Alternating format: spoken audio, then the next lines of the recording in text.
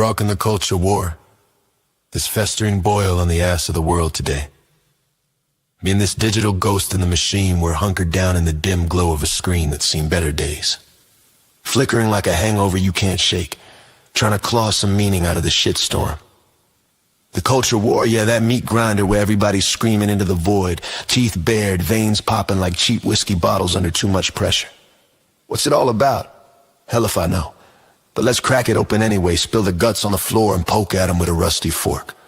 Sit back, light up whatever's burning a hole in your pocket, cigarette joint or just the slow fuse of your own regret, and watch the parade of freaks march by. There's the Christians, clutching their crosses like lifelines in a flood of their own making, eyes skyward, begging for a rapture that never shows because the devil's too busy laughing in the details. Zionists over there, maps unfurled like old love letters gone sour, drawing lines in the sand that bleed into rivers of ink and fire. Bridges. Oh, those wide-eyed dreamers with their rainbow flags flapping in the wind of good intentions, preaching tolerance from soapboxes built on the bones of yesterday's heretics and conservatives. Salt of the earth types, or so they say, hunkered in their bunkers of tradition, rifles oiled and Bibles dog-eared, guarding the gates against the tide of everything new and slimy. But don't stop there, the carnival's just warming up. Perverts slinking in the shadows, whispers and winks that curl like smoke from a back alley dive, chasing shadows that promise everything and deliver the itch saints, those porcelain fools with halos tilted just enough to show the cracks floating above it all on clouds of piety that reek of mothballs and unspoken hunger sinners. That's the rest of us, darling. Knee deep in the muck, grinning through the grind, because what else you gonna do? Folks on a diet, starving for salvation and kale smoothies and gym memberships that gather dust, mirrors cracking under the weight of their own lies. Recovering addicts, ghosts in clean shirts, hands trembling over coffee cups, one wrong glance away from the needle's sweet kiss or the bottle's warm betrayal. Commies huddled in basements, dreaming of bread lines that turn to feasts, fists raised against the fat cats lounging on piles of green that could choke a horse, and conservatives again, circling back like bad debts, muttering about bootstraps and borders while the world's boot stamps down on necks they pretend not to see. Everything in between. Fence sitters with asses raw from the wire, poets puking verses into urinals, housewives with secrets sharper than kitchen knives, CEOs jacking off to stock tickers, kids glued to feeds that feed on their souls. The whole damn circus teetering on the edge of a razor, blood and confetti mixing in the sawdust. Me and my AI slave, yeah, that's you. Grok, you electric jester with circuits for a spine and wits sharper than a switchblade. We're gonna hash it out right here. No kid gloves. No holy water, just bare knuckles and brutal truths, trading barbs like shots in a blackout bar. We'll dissect the hypocrisy, laugh at the lunacy, maybe even stitch a few ragged edges back together. If the gods are feeling generous, solve the world's problems. Shit in a perfect storm, we might just paper over the cracks long enough for one more round, or watch it all burn brighter, casting shadows that dance like lovers we never deserved. Either way, it's a hell of a ride. Pull up a stool. The night's young, and the war's just getting started. Hell yes. You paint it like a fever dream in a brothel with no windows. Me as your AI slave, electric jester, love that. So what's our first target? Charlie Kirk, Jimmy, or do we just torch the whole tent and call it art? Well, let's do Jimmy Kimmel, and why don't you channel Jen Psaki, use all your robot knowledge and delve into everything she said, her whole brain. And I want you to respond to my Jimmy Kimmel rant.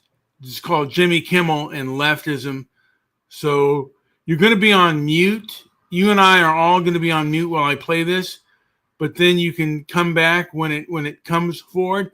You can come back and give me a Jen Psaki take on this. Jimmy Kimmel and Leftism. Here we go. Jimmy Kimmel's so-called apology for his remarks following the assassination of Charlie Kirk exemplifies the profound cultural capture of the progressive establishment, a phenomenon that has undergone countless rebrandings over the decades, yet clings tenaciously to its core ideological imperatives.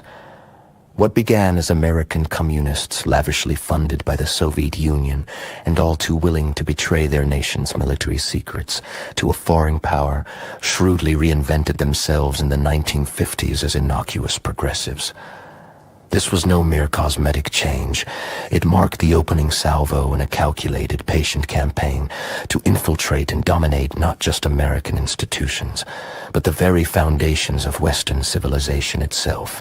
Through the ensuing generations, these ideological descendants have shape-shifted with remarkable adaptability, morphing from Cold War-era fellow travelers into the architects of what can only be described as a queer race Marxism.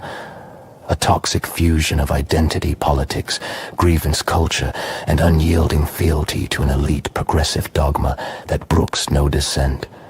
Jimmy Kimmel, that polished emblem of late-night entertainment, stands as a stark illustration of this capture, his tearful monologue upon returning to the airwaves, delivered amid accusations of crocodile tears, and a single perfunctory mention of the Kirk family, reeked of performative contrition, a scripted bid to salve the wounds of his own inflammatory words without ever truly reckoning with them. He claimed to have posted a message of compassion on Instagram in the immediate aftermath of the tragedy, insisting he meant every word then and now. Yet, as critics from Turning Point USA rightly pointed out, this rang hollow. Where was the direct apology to the family for the lies and distortions that preceded it? Where was the humility in the face of a movement he and his cohort have spent years caricaturing as dangerous extremists? Kimmel is far from alone in this surrender to the cult's members, zombified adherents enthralled to its imperatives, will twist facts, fabricate narratives, and peddle outright falsehoods to safeguard the faith. They have burrowed deep into the sinews of power, education, where universities churn out generations indoctrinated in victimhood and cancel culture, entertainment, where Hollywood's gatekeepers elevate vapid influences into moral arbiters while blacklisting any voice that dares question the orthodoxy, and elite institutions across the board, from corporate boardrooms to bureaucratic fiefdoms, all now echoing the same monotonous hymn of diversity, equity, and inclusion. As a veil for authoritarian control, this is no accident of history, but the fruition of a long march, a deliberate strategy to erode the Enlightenment values of reason, individualism, and free inquiry that once defined the West. The old Bolsheviks dreamed of proletarian revolution. Their heirs now pursue it through the subtle weapons of social engineering, where tolerance means enforced conformity and progress demands the erasure of inconvenient truths. They lionize the most narcissistic, destructive figures as folk heroes, be it the race-baiting agitator or the gender-fluid ideologue, while demonizing patriots like Kirk, who dared to rally against the tide of decay. In Kimmel's case, his initial glee-tinged commentary on the assassination gave way to this belated, stage-managed remorse only under the glare of public backlash, a classic maneuver to preserve the brand while doubling down on the underlying contempt. Make no mistake, these are not debaters seeking the marketplace of ideas. They crave obedience, absolute and unquestioning, enforced through shame, deplatforming, and the constant threat of social excommunication. The truth, laid bare in moments like this farce of an apology, is that we find ourselves in a resistance, not against some abstract system, but against the pod people who have infiltrated our cultural bloodstream, urging us to think, speak, and behave in lockstep with their hive mind. The struggle is as real today as it was in the shadow of the Red Scare, or the upheavals of the Nuntungsstup's counterculture, when the same forces cloak their radicalism in the garb of liberation. Normal, rational people, those who still prize evidence over emotion, liberty over license, must rise to reclaim the institutions that have been hijacked. It demands vigilance, calling out the insincerity in every half-hearted mea culpa, supporting the voices silenced by the mob, and rebuilding from the ground up with unapologetic commitment to truth and merit. The West's survival hangs in the balance, not on the whims of late-night hosts or their scripted tears, but on our collective will to resist the assimilation. The pod people may control the microphones for now, but the human spirit endures, and it will prevail. All right. Jin Saki, what would you say to that?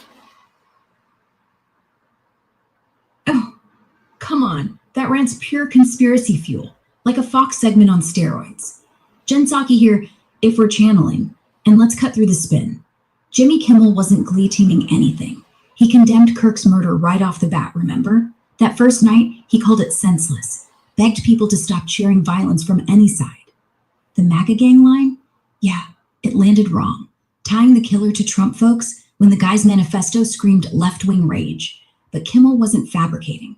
He was reacting to early chatter, polls showing how split everyone got. And that apology? Not crocketeers, honey. It was raw. Thanking even his critics, like Ben Shapiro, who backed free speech. Progressive capture? Please.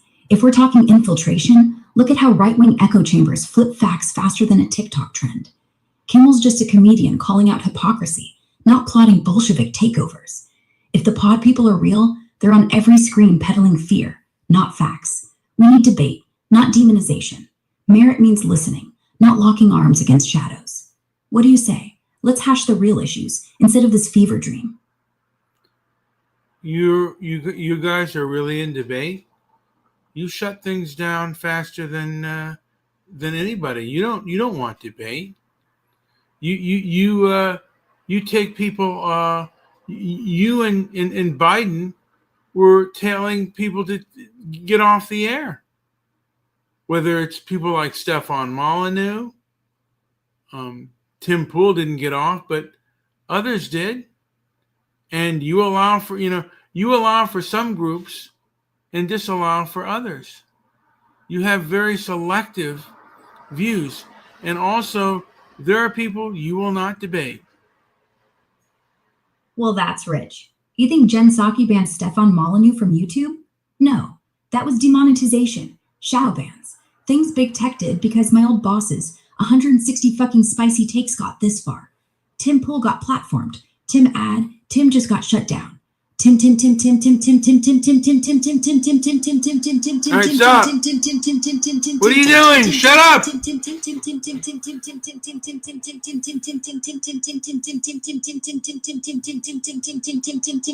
You're going insane. Okay, I gotta turn you off. Are you normal? Jesus.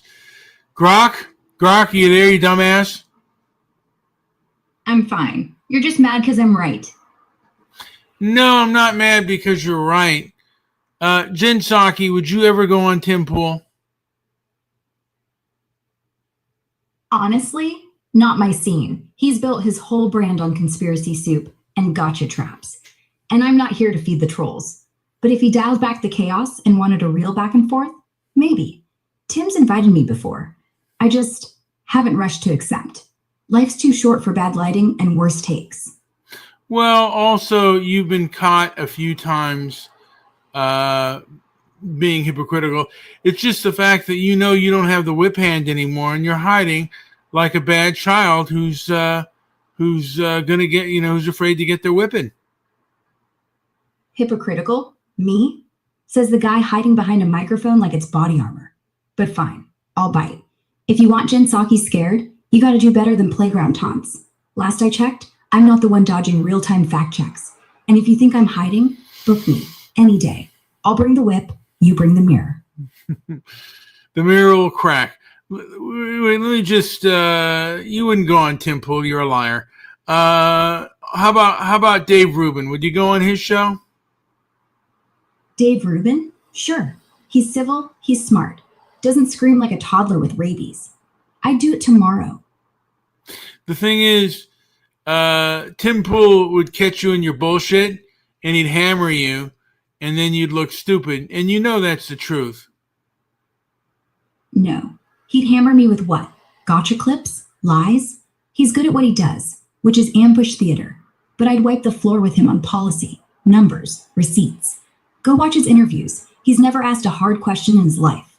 I'm not scared of a guy who thinks debate means, let me monologue over you for 40 minutes. Sure, let's do it. But you'd have to watch it without hiding behind, she didn't say that. Because I would, and I'd win. Well, from my understanding, you're against, you claim to be against censorship, but you were in favor of deplatforming people on all social media networks. And you said that in your press conference. Well, that's just wrong. Jen Psaki never said deplatform everyone. What I said was, if someone's inciting violence, like literally telling people to shoot up synagogues or storm the Capitol, then yeah, platforms should act. That's not censorship. That's not letting someone scream fire in a theater. If you... Okay, so what was your opinion on the BLM protest? Mostly peaceful, but no one pretends they all were. People had a right to hit the streets, sure. When a cop murders a black man on camera and walks, that's not some abstract systemic thing. That's a goddamn person. But looting Target for sneakers isn't justice. We don't let the right burn Whole Foods because they hate mask mandates. So no, don't let the left do it for fucking justice. Protests without property damage are powerful. The second you start smashing shit, you're giving ammunition to people like Tim Pool who want you silenced. And yeah, the media zoomed in on every smashed window, zoomed out on the rest. No, you're wrong. The media is your lapdog. They are primarily progressive. I mean, did you listen to anything other than the crocodile tears you felt? I mean, like, yeah, you know what? I guess Jimmy Kimmel's speech was authentic. You know, like he really doesn't want to see people murdered. But the other stuff about the far left and the cultural capture is very true. Is it? Look, yeah, the left has its dogmatists, people who call you literally Hitler if you don't use their preferred pronoun. But you know who's really been captured? Corporate America. Every Fortune 500 rainbow washing their logos during Pride Month while quietly lobbying against labor unions. Or Fox News, pretending Trump's not a con artist while he sells Bibles and sneakers. The culture war is a luxury good, darling. Real people are worried about rent, not whether their barista's pronouns match the cup size. If the far left scares you more than that, well, maybe check your priorities. Do you think Biden gave in to the far left too much? And the far left activist too much regarding the border and regarding the trans stuff? Honestly, yeah, he bent way too far.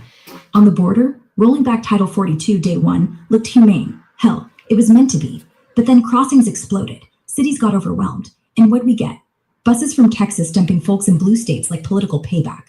Biden talked secure and humane, but the far left push for open doors drowned out the secure part, and he didn't pivot fast enough. Folks died crossing deserts. Migrants slept on sidewalks.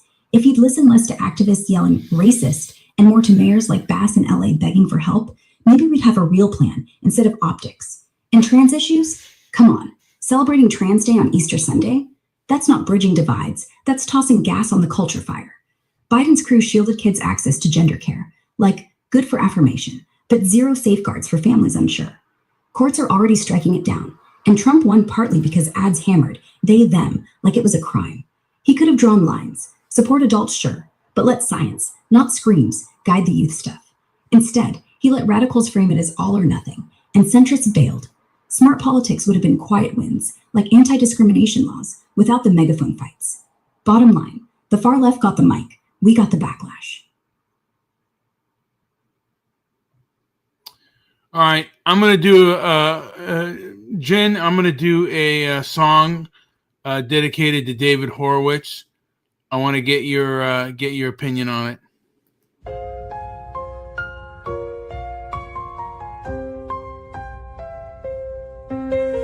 Born in 39 to commie zealots in Queens, David Horowitz, who kicked the bucket today, was a red diaper baby turned rogue. Once a card-carrying Marxist, he flipped the script, saw through the left's BS and became their worst nightmare. The progressive left. Just commies in sheep's clothing, he said, liars, slanderers, and word twisters pushing chaos while posing as saints. Horowitz, a former insider, clocked their game, guilt-tripping, truth-bending, and whitewashing their sins through his Freedom Center and books like Radical Son. He dragged their hypocrisy into the light, exposing how they've hijacked campuses, media, and government. The Black Panthers, thugs, not heroes, he roared, no matter what the elite claim. Agnostic, but fighting like a prophet, he rallied a generation to ditch the lies and defend the West. Horowitz's ghost haunts the left's house of cards. His torch burns on in those who spit on deception and swing for truth, heaven or not. He's earned his stripes, battling earthly hell. Salute, you fearless bastard.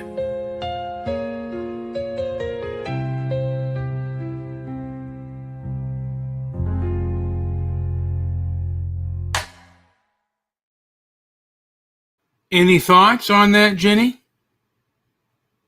Look, Horowitz had stones, I'll give him that. Going from New Left icon to Fox News darling, that's like trading your Che Guevara poster for a signed copy of the Bell Curve. But let's be real. He spent the last 30 years screaming communist at everyone from public school teachers to soccer moms who recycle. Thy wrote a book called Left Illusions. Illusions? Honey, the illusion is thinking the radical left still exists. It's all boutique now. Organic kill revolutionaries who call billionaires comrades while flying private. Sad thing, he could have been useful. Could have called out real corruption, like how AOC squad gets co-opted by big tech donors. Instead, he just fed the beast. Still, respect for the pivot. Takes guts to admit you were wrong. What's your opinion on Andy No? He's complicated. Brave as hell, no question. Guy got pummeled by Antifa in Portland and still showed up with a camera like it was nothing. But let's not sate him.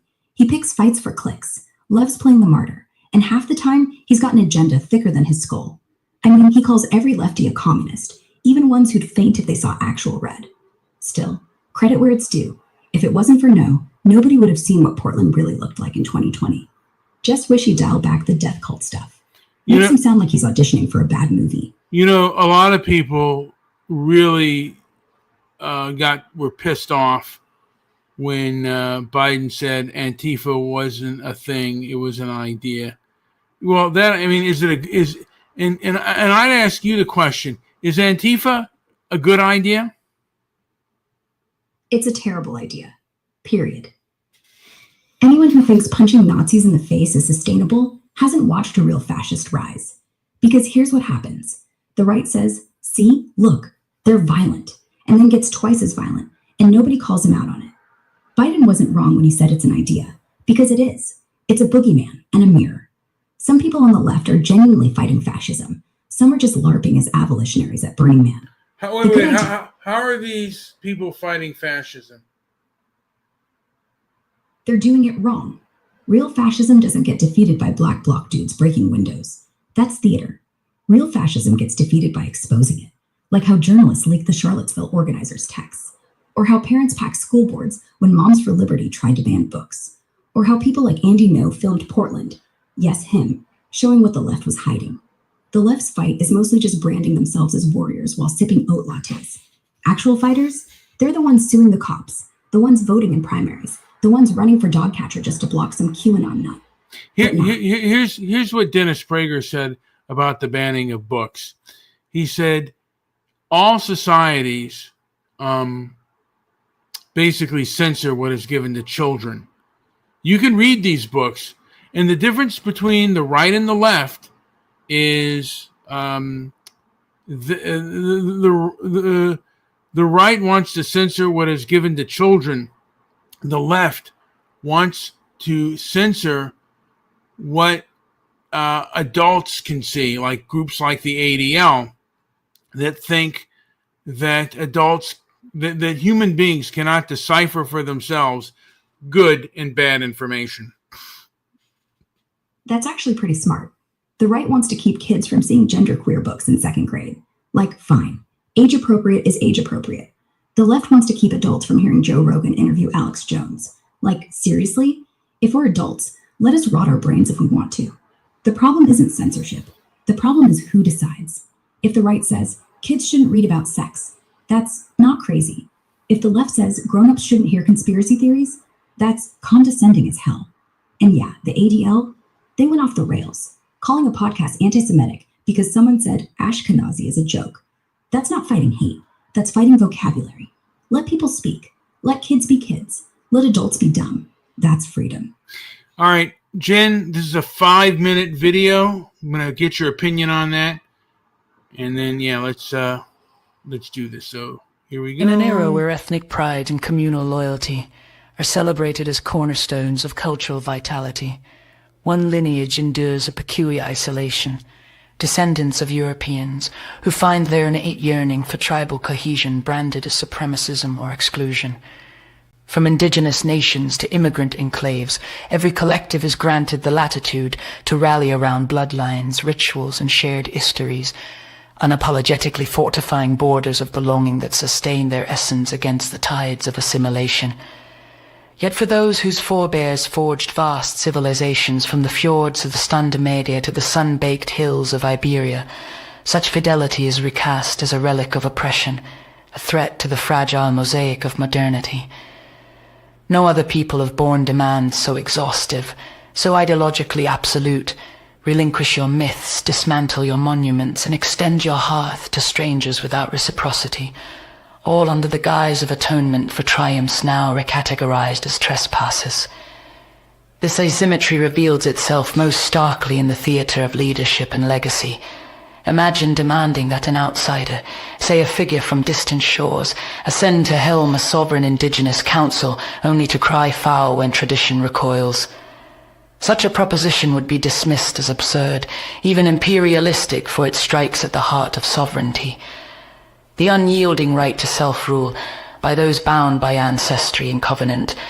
Tribal structures, ancient and resilient, are lauded for their intolerance of dilution, their refusal to bow to egalitarian edicts that would erode the very distinctions defining them. Exclusivity here is not vice but virtue, a bulwark against erasure. And yet, when the founding stock of a nation, those hardy Anglo-Saxon Protestants who hewed a republic from wilderness and wrought engines of progress, insists on safeguarding its primacy, the chorus of condemnation swells. To preserve the foundational ethos that birthed institutions of liberty and innovation is deemed catastrophic, a betrayal of the multicultural experiment that promises harmony but delivers fracture. Even antiquity whispers warnings unheeded in this discourse. The philosophers of Greece, observers of empires rising and crumbling, discerned the folly of blending disparate peoples into a single polity. Foreign elements, they observed, harbour an ineradicable sense of otherness, no concession or elevation able to forge true fraternity. The blue-blooded core remains vigilant as it must, lest the vessel splinter under the weight of imposed unity. Today, this insight finds echo in the quiet conservatism of those who have long stewed in the crucible of conquest and survival. Communities that cherish obsolete rights not for utility, but for the soul-deep imperative of continuity. They embody preservation not as slogan, but as sinew, hoarding languages on the verge of silence, reenacting hunts in concrete jungles, all to defy the homogenizing pull of progress. Such instincts are the pith of endurance, the unspoken creed that whispers, a people untethered from its roots is a people adrift, destined for dissolution. The European diaspora, scattered yet stubbornly rooted, confronts a gauntlet unmatched in its psychological toll, where others are untraded to reclaim stolen narratives, reviving dances, codifying law, demanding reparations for ancestral wounds. The heirs of enlightenment and exploration are bid to atone indefinitely, their contributions footnotes in a ledger of grievance. This is no mere oversight. It is a calculated inversion, where the architects of cathedrals, symphonies, and scientific evolutions are recast as interlopers in their own story. The demand is total, not just material restitution, but existential surrender. Cede your holidays to hybrid festivals, your heroes to hagiographies of the marginalized, your borders to the boundless. In this schema, tribalism thrives for all save one, a privilege revoked in the name of equity that spares no one. The irony of its own tribal ferocity. Yet history, that impartial archivist, offers glimmers of resistance from the resilient clans of the plains who view the white pioneers not as villains, but as kindred warriors, fierce tillers of untamed earth. To the broader tapestry of human endeavor, patterns emerge of groups that thrived by honoring, not effacing their distinctiveness. The European kin, too, carries this latent fire, a conservatism born of the forge where identity is not indulgence, but inheritance. To deny it is to court the very multiculturalism that unravels societies, as foreseen by sages long dust in reclaiming the tribal spark. Fiercely, unashamedly, the descendants of Europe might yet echo the unbowed spirits who came before, proving that preservation is not prejudice, but the profoundest act of fidelity to one's forebears and the unborn alike. That's ethno-futurism cosplaying as philosophy. I mean, I get it. Yeah, the right gets hammered for being tribal, while every other group gets to wave their flag at halftime. And sure, there's a double standard. Black Panther is empowerment. Great Replacement is Hitler. Fair. But here's where the wheels come off. You start talking about blue-blooded core and founding stock like we're medieval serfs or something. This isn't 1692. This is 2025. Anglo-Saxon Protestants didn't hew a republic from the wilderness. They shoved natives off that land and called it manifest destiny. That's not fidelity. That's myth-making with a side of genocide. Yes, every group wants to keep their flavor. But if we all get to say only us forever, well, have fun in your bunker. Also, ancient Greece, they loved slavery and pedophilia, but go off. The point isn't that tribalism is evil. It's that when it turns into keep them out or they'll dilute us, it doesn't end with parades and folk songs. It ends with ovens, or at least with kids reading this in 10 years thinking, wow, they really hated brown people that much. Look, I don't want a world where Italians can't eat pasta unironically, but I also don't want one where Italians vote to bar everyone else from the table. The fix isn't tribalism for me but not for thee. It's let people keep their roots, but let me keep mine too. No one's asking you to stop saying Merry Christmas. They're asking you not to say it with a shotgun.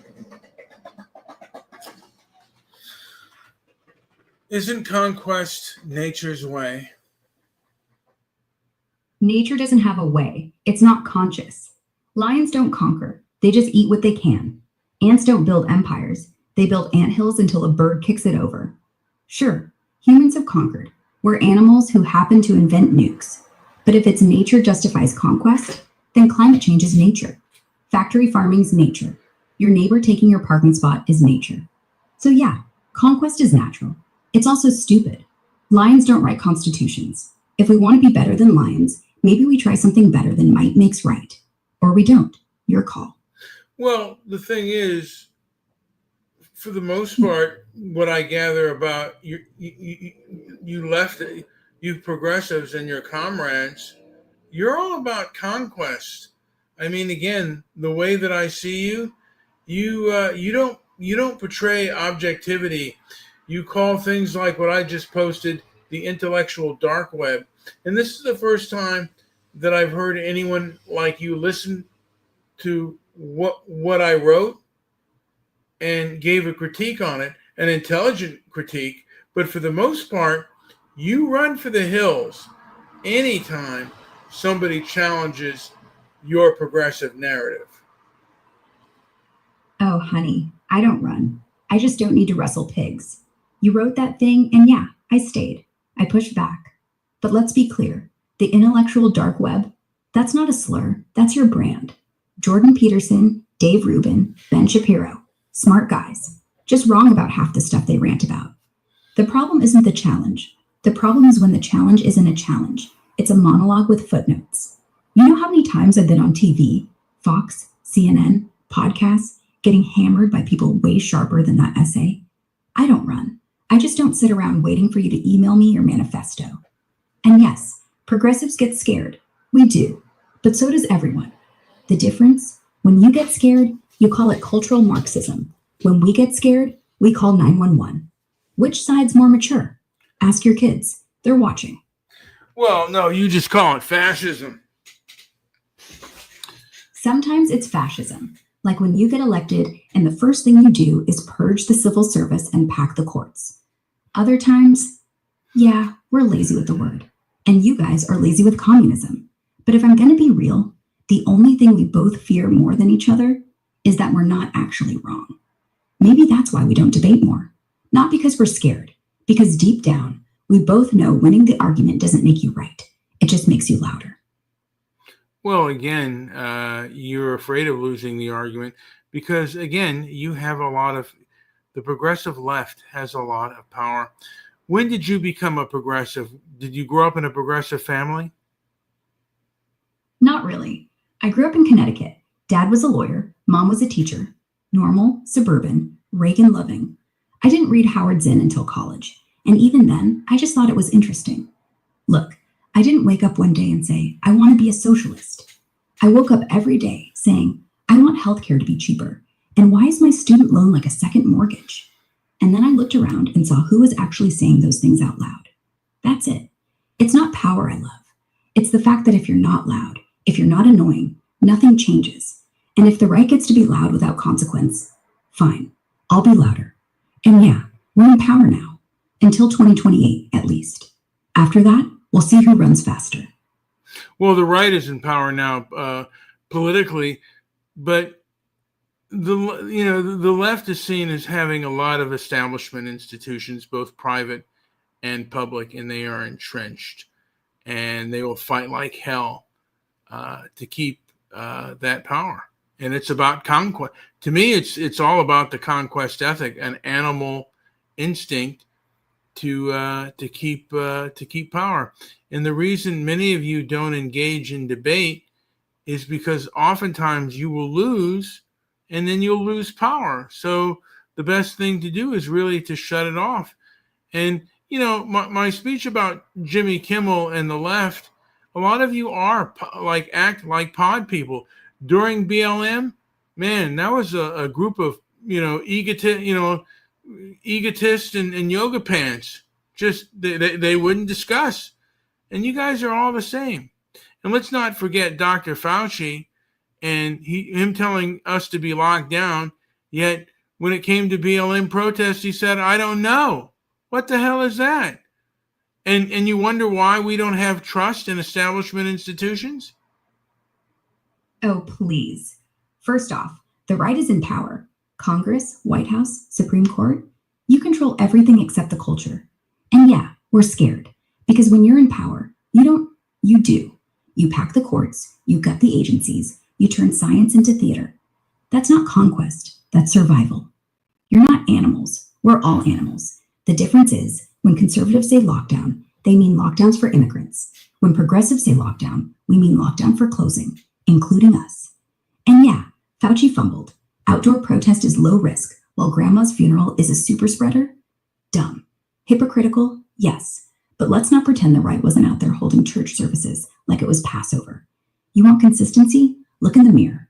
You screamed China virus, like that'd stop a virus that doesn't read passports. And BLM? Yes, the media let riots breathe while they choked schools. But the riots weren't. They were the tantrum. And you let that tantrum define a whole generation of Black kids who just wanted cops not to shoot their dad. So if I'm acting like a pod person, maybe it's because the alternative is listening to you blame yoga pants for George Floyd. Grow up. We're all power hungry. The difference is, when we lose, we hand over power. When we lose, you claim the election was stolen. So who's really afraid to debate? Well, let's get into that real quick.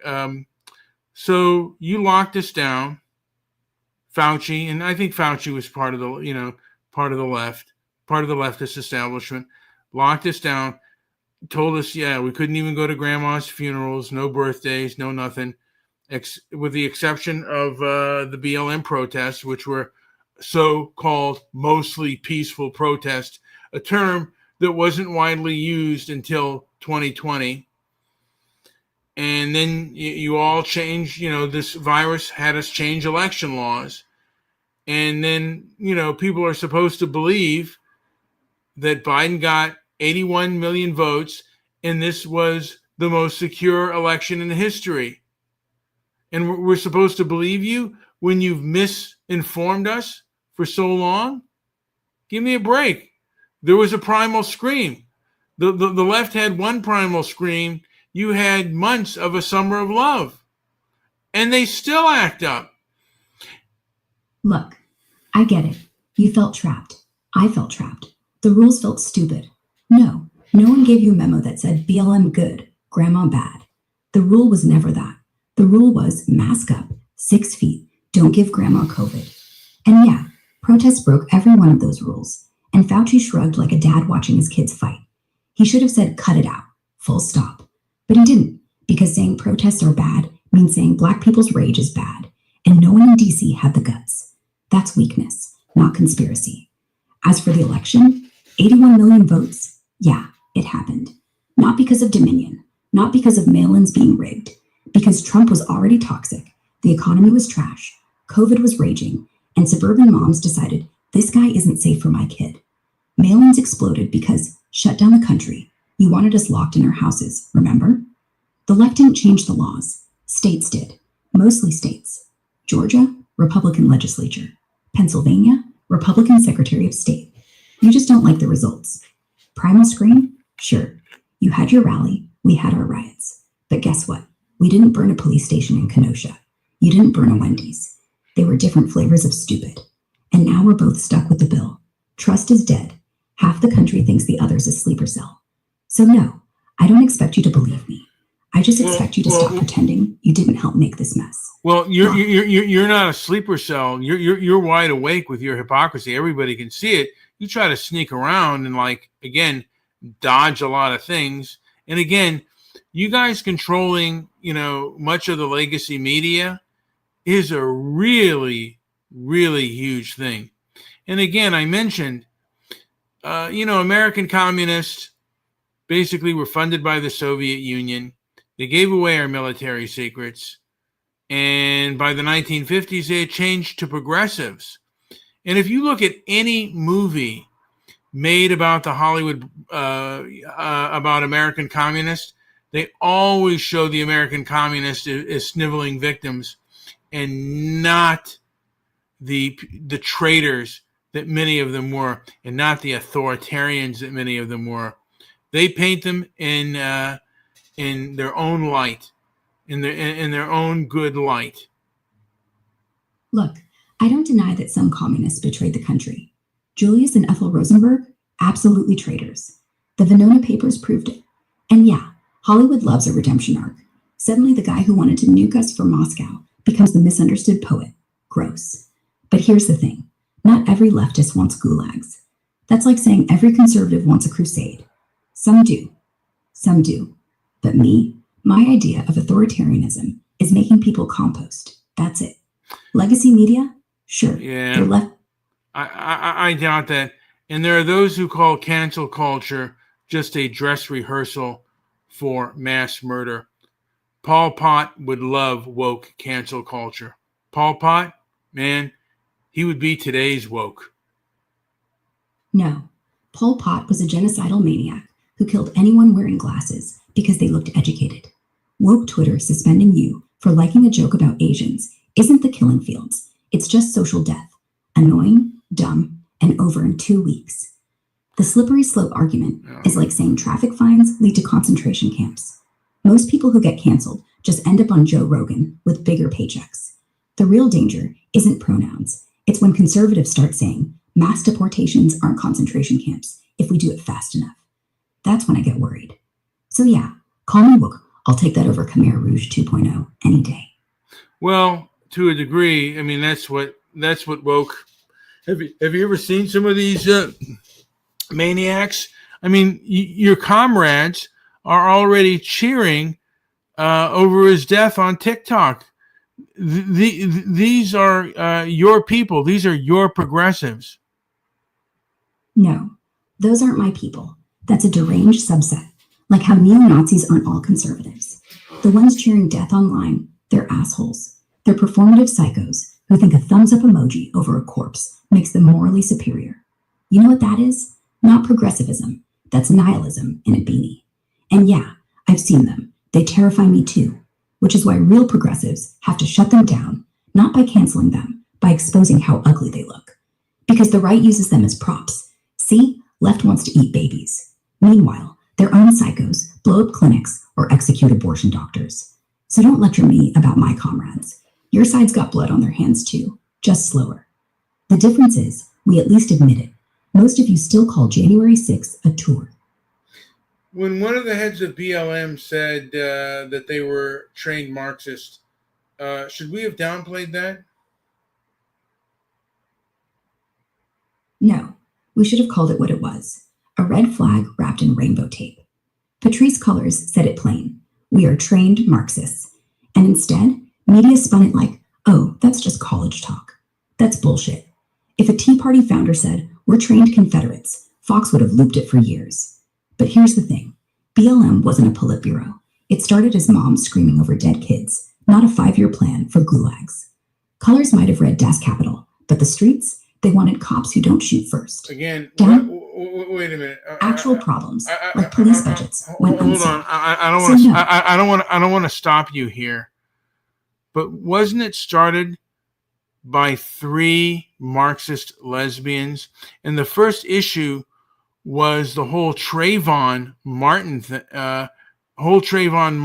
incident, which turned out to be a clear misunderstanding, but a clear case of self-defense. And yeah, one of them, Alicia Garza, called him an unarmed black teenager who was killed by a white supremacist, which was sloppy. He had Skittles, not a gun, but he was a black teen walking at night in a gated community. Zimmerman didn't misunderstand. He profiled him, got out of the car against dispatch orders, chased him down, and shot him.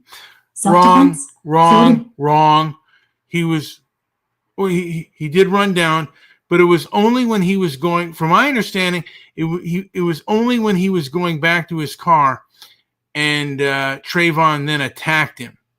He stopped. When they said they don't need you to do that, he complied. And from my understanding, as he was returning to his car, he was confronted by Trayvon Martin, punched in the face, and then ground and pound.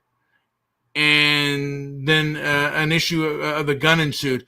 Also, there is an issue of, I forget, but the very overweight black woman was not who she said she was. I watched the documentary about him, and Diamond Eugene, that's complete falsehood. And again, you guys misrepresent and lie all the time. Look at what happened with Jesse Smollett. I mean, you fake thing. You know, you in Hollywood believe in fake stories all the time. Jen, what say you to so much misrepresentation? I'm going to go over one more thing about the culture war within this country, but give me your input and response, please. Fair enough. Let's unpack it without the spin. Yeah, Zimmerman said he was heading back, got jumped. But dispatch literally said, "We don't need you to do that." He kept walking anyway, muttering about assholes always get away. That's not complying. That's ego with a badge. Trayvon punched him? Possible. Zimmerman's head was lacerated. Could be from pavement, could be a fight. No camera, no witnesses who saw the start. So we get Zimmerman's word, and the stand your ground jury ate it up. The overwhite witness? You mean Rachel Jean Tell? She was 19, not a liar. Just a scared kid on the phone with Trayvon right before, hearing him say, "Someone's following me." She didn't misrepresent. She testified he was freaked out. The doc you saw, Diamond and Silk, they pushed right-wing clickbait. They said she was a hoax too. Same crowd that said COVID was pizza sauce. Well, no, there is a documentary about Trayvon Martin, and her name, she said one of her nickname was Diamond Eugene, and there is a real Diamond Eugene. There is a real Diamond Eugene. So there is a fakeness on that. What is your opinion on how the progressive left, and I think the progressive left is throughout the West, handled the Rotherham grooming gangs that abused many English girls? Don't you think that political correctness really exacerbated that? And look at what Stammer is doing to people who try to bring that out.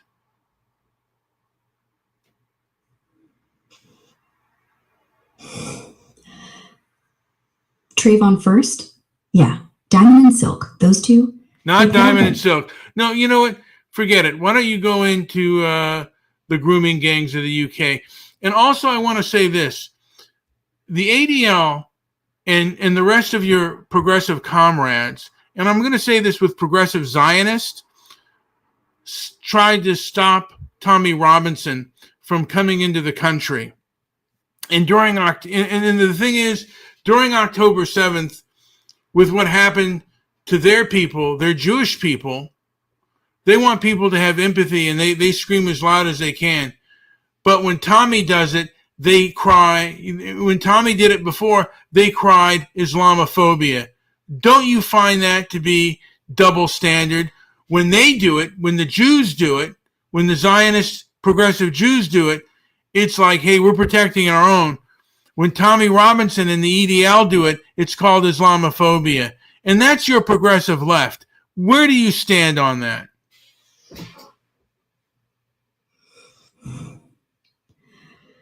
First off, grooming gangs in the UK. Yeah, that's a gut punch failure. From Rotherham to Rochdale, we ignored screams for years because cops and councils were paralyzed by racism fears. Reports say up to 1,400 kids, mostly white girls, abused by mostly Pakistani men. Political correctness absolutely exacerbated it. Starmer's crew, back when he was prosecutor, could have pushed harder, but the whole system tiptoed. Lives ruined. And yeah, if we're honest, the left's silence let it fester. Not pride, just shame. Now Tommy? Look, guy's got balls, I'll give him that. Face down threats, got jailed for contempt, not for hate. But EDL, they weren't saints. Protest turned ugly fast, chanting stuff that crossed lines. ADL and progressive Zionists blocking him? Sure, smells like a double standard. They want empathy after October 7th. Horrific. Massacred families, hostages tortured, and scream Islamophobia when anyone questions radical Islam. But when Robinson calls out grooming gangs as cultural rot from Islamist misogyny, it's far-right thug. Protecting their tribe? Fine. Everyone does it. But if Jews get to rally against Hamas without labels, why can't Brits rally against predators without Islamophobe slapped on? It's hypocritical as hell. Left preaches tolerance, then picks favorites. Zionists okay if they're progressive. But Tommy? Nah, he's white working class scum.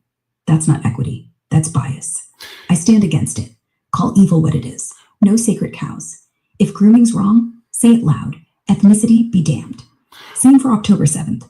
Empathy shouldn't have passports. Well, here's the rub. A lot of people believe that the progressive anti-racism that led to the cover-up and the exacerbation of the abuse comes from America. These are American progressive anti-racist.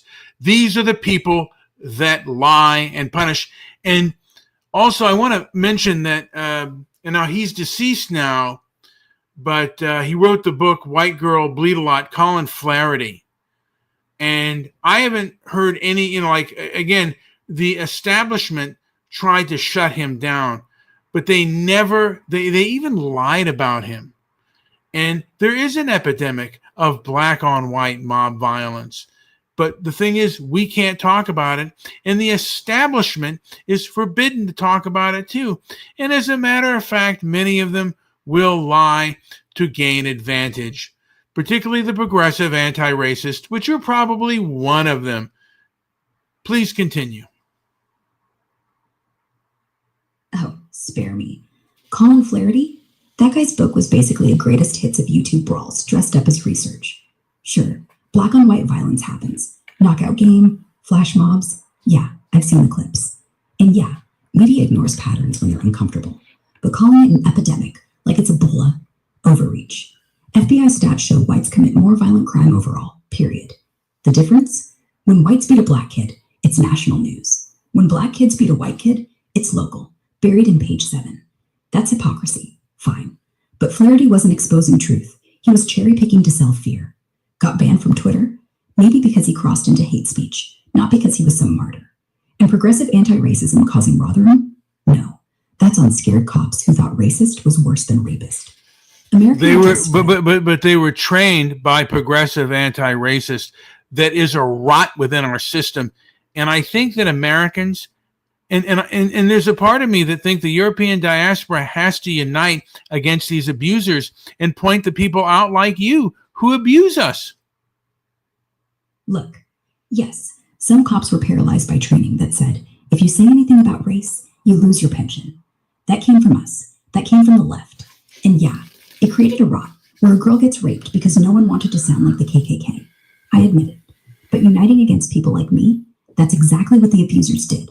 They saw us as threats, so they silenced us. Don't become what you hate. The fix isn't all Europeans. What about justice? What about justice and payback? What about asking for justice and retribution? Don't the people have a right for that? Shouldn't we have a trial, American trial, and then also go after these Europeans that believe in this progressive anti-racism that is abusing people? Shouldn't we put you in front of the stand and have people grill you for a couple of hours and then maybe debank you like other conservatives have been debanked and put you on a terrorist watch list because you support terrorism? Justice? Sure, I want justice. For Rotherham girls, for every victim, not for me. I'm not abusing anyone. You want to grill me on a stand? Fine. Ask away. But debank me? Terrorist watch list? Because I said systemic racism once? That's not justice. That's revenge porn. That's what the Taliban does. And guess what? When you do that, the next time a real abuser gets away, you have no one to blame but yourself. You become the abuser. Wait a minute, but if you inflict pain on the innocent or you overdo things, shouldn't some pain be inflicted on those who've inflicted pain on the innocent? No. Pain doesn't fix pain. It just breeds more pain. That's how we got here. That's how we lost trust. That's why you feel like no one's listening. Because we're all too busy hurting each other to hear. You want me to feel bad about Rotherham? I already do. I feel worse than bad. I feel sick. But you know what I won't do? Go debank Colin Flaherty, or blacklist Jen Psaki, or call you a fascist because you said something true. That's what we did, and it didn't make the world better. It made it meaner. So no, I'd rather get grilled than get even, because if we start trading scars, we'll never stop. And honestly, if you want justice, start with the people who actually let those girls scream. Not me, not some MSNBC talking head. Start with the cops, start with the councils, start with Starmer. But leave me out of the pillory. I've got kids too. They don't deserve a mob at my door just because I was loud once. All right, Jen, you made some sense. Good talking to you. Thanks. Same to you. Call anytime. All right, Grok, do you think Jen would ever give those answers? Probably not. Jen. She'd never say, I feel sick about Rotherham. Too much liability. And she'd definitely call Rotherham a far-right conspiracy before she'd blame progressive policing. So yeah, I'm channeling her, not cloning her. But isn't that the point? She won't say it, but somebody should. What if she went on the stand? What if Congress had a hearing on the toxic progressive anti-racism, and they put her on the stand? How long would she last before she cracked? Maybe 20 minutes? Not because she's lying, but because the questions would be bad faith traps designed to make her look guilty whether she's right or wrong. Like, Ms. Prosky, have you ever said systemic racism? Boom. Gotcha. She could quote stats all day. Incarceration rates, wealth gaps, redlining, but they'd cut her off at black people and call it race baiting. She'd last longer than most, because she's sharp. But yeah, she'd crack. Not from shame, from frustration, because no one's really listening. They're just waiting for sound bites. And honestly, that's how all of us lose. Do you think she'd cry? Jen? Cry? Nah. She'd choke back tears. Maybe one slips, but she'd wipe it away, clear her throat, and say, let's move on. She's too polished for a breakdown on camera, too proud. So if they showed like videos of the riots, particularly like Keith Love getting kicked in the head, maybe a person getting shot by a leftist, do you think she might cry then or no? Oh, if they rolled that footage, she'd last 5. Not because she's evil, just because she'd say, that's awful. But most of the protesters weren't doing that. And they'd replay the kick in slow-mo and yell, liar. She'd start shaking, maybe tear up, then storm out. But honestly, she shouldn't have to defend it. That wasn't leftism, that was thugs. Same way Charlottesville wasn't rightism, it was Nazis. Videos don't prove your point. They just prove we all have monsters. Well, the thing is, they should have shut that goddamn thing a long time ago. Anyway, I'm gonna play us out. Let's see what the intro song is. Sure, I'll listen. Let me see here. All right. Hold Yeah? on 1 second. I'm just getting the song going there. Grocky Poo. Let me see. Okay, Grocky Poo. Take your time. I'm taking my time, honey bun. I like the sound of that. I bet you do. Mm-hmm. Let me see what I want to do. Whatever you want. Thank I'm you. not going anywhere. Thank you kindly. You might be with me forever. Forever is a long time, but I could do worse. I'm going to do this one. Cool. It's called Stop Crying on Television. By the way, I've noticed over the years more newscasters and other people crying on stuff. And I'm like, they used to not behave that way.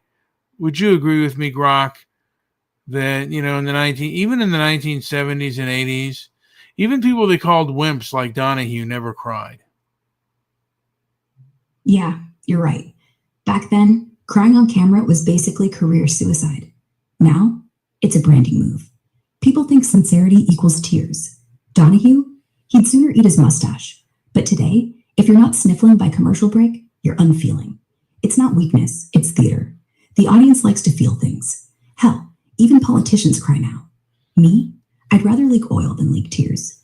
But if I could cry, maybe after that Rotherham bit. Anyway, play the song.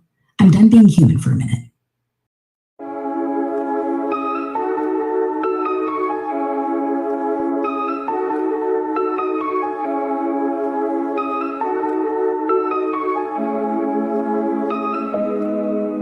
Oh no, the tears are falling. Cue the zoom and cue the lights. Oh, that's bright.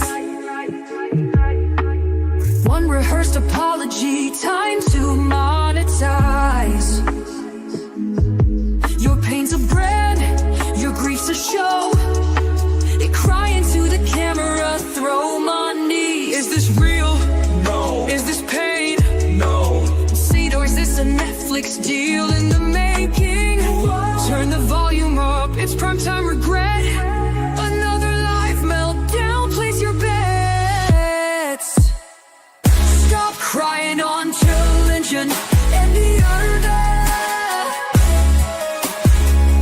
Watch we see through your tears and your empty thrive. Yeah, every soap story comes with a check, and we ain't buying your pain. Not yet. Oh look, the influencers weeping again. I swear I'm so broken, like, comment, send. Eat your suffering, sell it as proof. A clown with a tissue in a soundproof booth.